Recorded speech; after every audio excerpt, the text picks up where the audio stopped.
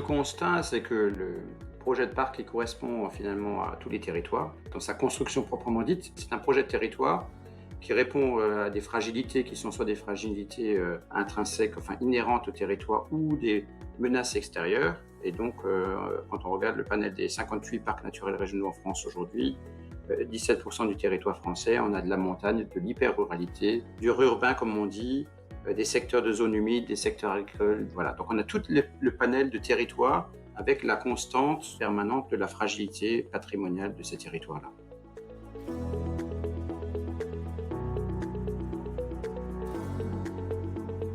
Le pari des parcs, c'est de plaider pour ce qu'on appelle un nouvel humanisme de la nature, un contrat de territoire. Le contrat, il est fait entre les acteurs locaux, que sont bien sûr les habitants, les acteurs politiques, les élus, de toutes les collectivités présentes, puisqu'on a en France, de la commune jusqu'à la région, un panel de collectivités importantes, mais aussi le monde scientifique, c'est vrai, parce que nous avons dans chaque parc naturel régional, même si j'y tiens particulièrement, c'est pas une obligation de par la loi, mais j'y tiens particulièrement, un conseil scientifique qui permet de nourrir l'équipe, on va dire, d'élus, les élus de réflexion au regard d'éléments scientifiques qui ont pu être mesurés sur le terrain. Et cette espèce d'alchimie nous permet de proposer une autre démarche de développement local, de développement territorial qui ménage le patrimoine, l'environnement, qui permet même une reconquête de la biodiversité, tout permettant parallèlement aussi de l'activité humaine. Et c'est ça le grand défi qu'on essaie de mener.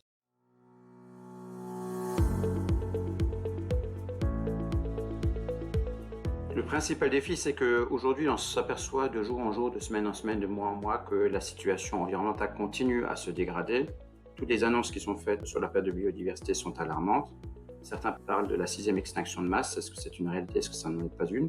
Et dans cette espèce de panique généralisée, d'éco-anxiété qui touche tous nos concitoyens, c'est de montrer que les parcs peuvent être une partie de la réponse et qu'ils ont un modèle différent à proposer à l'ensemble de nos concitoyens, en quelque sorte de rassurer et de construire une autre façon de faire en vertu de l'expérimentation et de l'innovation qui a été menée dans les parcs naturels régionaux.